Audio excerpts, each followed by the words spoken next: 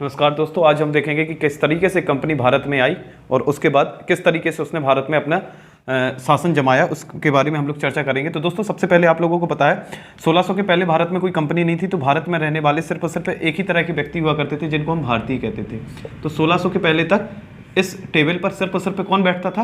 भारतीय बैठते थे।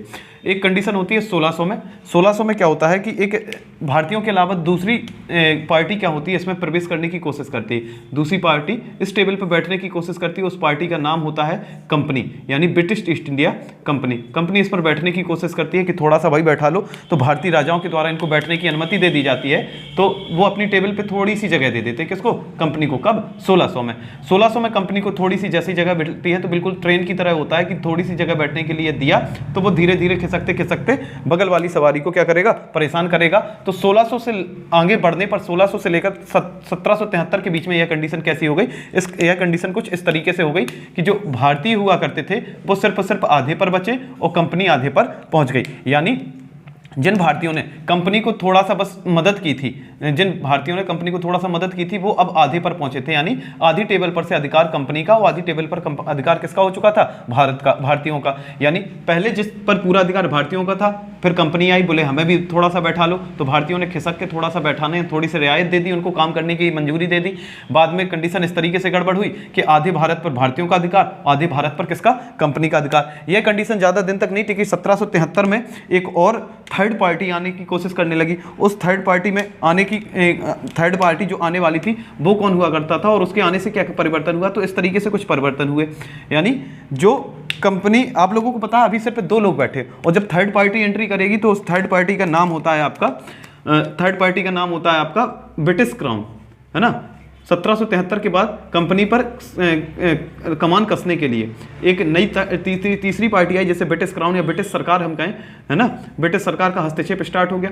ब्रिटिश सरकार आई, उनने कहा कि हमें बैठा लो, तो ब्रिटिश सरकार आगे की तरफ बैठना चाहेगी, तो ब्रिटिश सरकार यहाँ बैठ जाएगी। लेकिन इसके अलावा जो पहले से यहाँ 2 व्यक्ति बैठे थे, कौन? कंपनी और भारतीय। तो कंपनी अंदर की तरफ खिसक गई और भारतीय बाहर की तरफ खिसक गए, है ना। तो 1773 में क्या होगा? कंपनी अंदर की तरफ खिसकी और भारतीय बाहर की तरफ। 1773 में जो कंडीशन रुकी नहीं या ऐसे ही नहीं रही। 1773 के बाद कुछ परिवर्तन और हुए। इसमें परिवर्तन क्या हुए कि जिस तरीके से कंपनी ने पहले घुसने की कोशिश की, आधे पर अधिकार कर लिया, वैसे ब्रिटिश क्राउन ने अंदर घुसने की कोशिश की और 1773 से लेकर 1830-13 के बीच में क्या कर लिया इन्हें?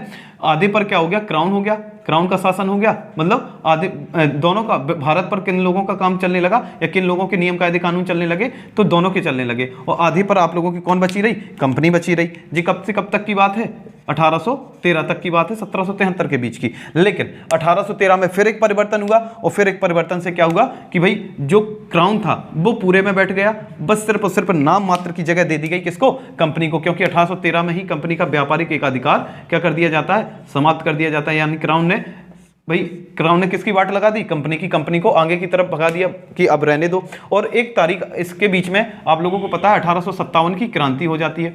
1857 की क्रांति होती है और 1858 में भारत पर पूरे तरीके से अधिकार किसका हो जाता है? ब्रिटिश क्राउन का, है ना।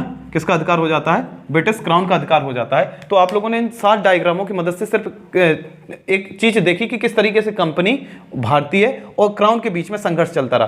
पहले भारत पर पूरे तरीके से भारतीयों का अधिकार था, फिर 1600 में कंपनी और भारतीय दोनों ही अपने प्रशासन के लिए जूझने लगे। 1600 से लेकर 1773 तक कंपनी और भारतीय बराबर तरीके से लड़ते रहे। 1773 में कंपनी और भारतीय के अलावा तीसरी पार्टी का एंट्री हुई, वो ब्रिटिश क्राउन था। उनने दोनों को भगाया। जब भगाया तो भारतीय पहले से थे तो वो पहले गिरे, कंपनी अंदर की तरफ घुस गई।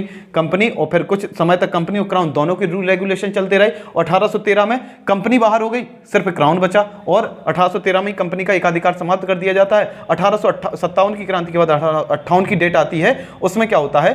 कंपनी पूरी तरीके से समाप्त कर दी जाती है और पूरी तरीके से सत्ता में कौन आ जाता है? ब्रिटिश क्राउन आ जाता है। ये हमारा पार्ट 1। इसके बाद 1858 के बाद की कंडीशन क्या होती है वो आप लोगों को पार्ट 2 में हम लोग समझाएंगे। और पार्ट 2 देखने के लिए हमसे जुड़े रहे, हमारे चैनल वॉरियर जंक्शन को सब्सक्राइब कर लें और इस वीडियो को जितने से ज़्यादा लाइक, शेयर एंड सब्सक्राइब करते रहें। धन्यवाद। जय श्री राम।